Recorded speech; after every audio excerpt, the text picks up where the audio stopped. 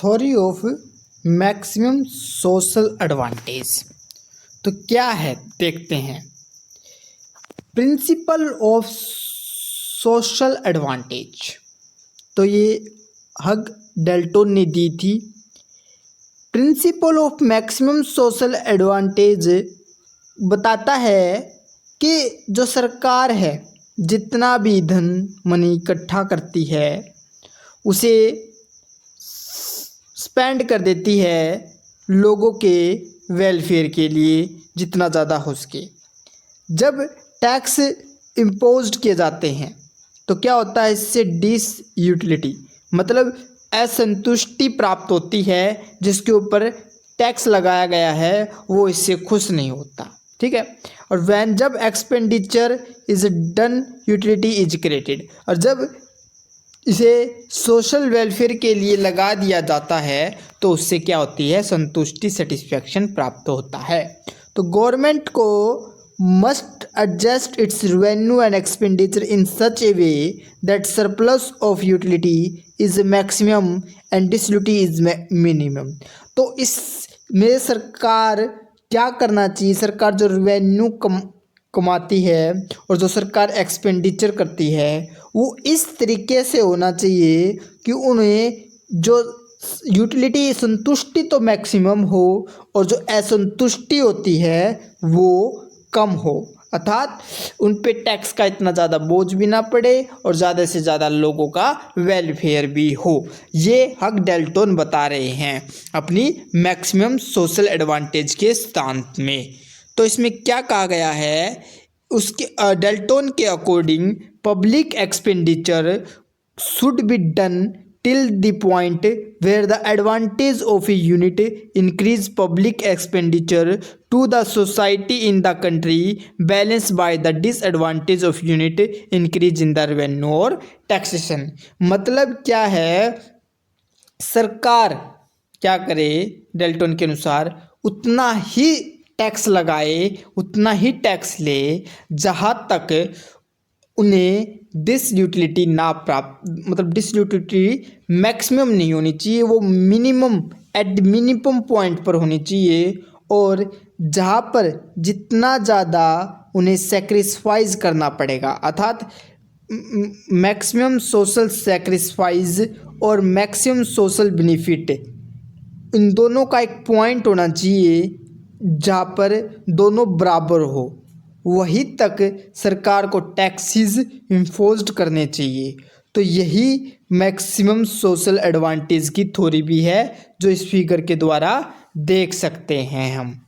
तो आगे चलते हैं क्या बात की गई है। तो मैक्सिमम सोशल एडवांटेज हम जानते हैं जहाँ पर मार्जिन सोशल सेक्रीफाई, जहाँ जिसे हम मार्जिन डिसयूटिलिटी भी कह सकते हैं, वो कट करे मार्जिन सोशल बेनिफिट को मार्जिनल यूटिलिटी के पॉइंट पर।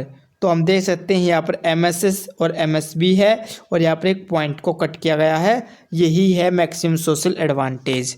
तो आगे हम देख सकते हैं क्या है सिद्धांत इसके अंदर। तो इसमें क्या है, एमएसएस ये क्या है, मार्जिनल सोशल सेक्रीफाई करो है, और जो क्या अपवर्ड स्लोपिंग करो है ये क्या, देखो हम देख रहे हैं ऊपर की तरफ जा रहा है। जो क्या चीज़ को इम्प्लाई, किस चीज़ को बता रहा है कि जो सोशल सेक्रीफाई है पर यूनिट ऑफ टैक्सेशन वो इंक्रीजिंग दर से बढ़ रही है every additional unit of money राइज्ड। मतलब जितना धन इकट्ठा किया जाएगा सरकार के द्वारा तो उतना ज़्यादा सेक्रीफाइस ऊपर जाता जाएगा, उतना ज़्यादा डिसयूटिलिटी लोगों को प्राप्त होती जाएगी। टैक्स की दरें अगर बढ़ती जाएंगी तो डिसयूटिलिटी की दरें भी बढ़ती जाएगी। तो MSB is a marginal social benefit करो, और क्या है, डाउनवर्ड स्लोपिंग करो है, ये देख सकते हैं हम इसको। और ये क्या दिखा रहा है, ये दिखा रहा है कि per unit dimension as the public expenditure increase. मतलब क्या है कि सरकार जितना ज़्यादा एक्सपेंडिचर करती जाएगी एक पॉइंट पर सोशल वेलफेयर जितने सरकार खर्च पूरा कर देगी। तो एमएसएस एंड एमएसबी एक दूसरे को एक पी पॉइंट पर काटती हैं, और जो P is regarded as the optimum limit of state financial activity. तो ये पी है वो एक ऑप्टिमम लिमिट बता रहा है हमें इस पूरी फाइनेंशियल एक्टिविटी की। सो अंडर दिस कंडीशन, इस कंडीशन के अंदर कि एमएसएस हमारे एमएसबी के बराबर होना चाहिए मैक्सिमम सोशल एडवांटेज को अचीव करने के लिए। तो इसके डिसएडवांटेज हमें क्या देखने को मिलते हैं, जो यूटिलिटी है उसे पूरी तरह से मेज़र नहीं किया जा सकता। अब किसको कितनी ज़्यादा उसकी यूटिलिटी मिलेगी, किसको कितनी ज़्यादा डिसयूटिलिटी मिलेगी, तो इसका कोई मापन नहीं है। There is no effective means of quantify utility and disutility. वही बात है कि यूटिलिटी को हम माप नहीं सकते, ना ही डिसयूटिलिटी को माप सकते हैं। किसी को क्या मिल रहा है, क्या नहीं मिल रहा, उसका एक स्ट्रिक्ट अनुमान नहीं होता।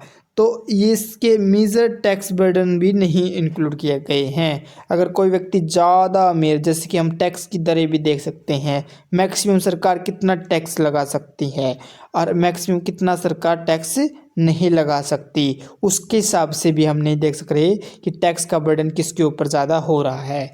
The utility of public expenditure is a micro issue while the disutility of taxation is macro one.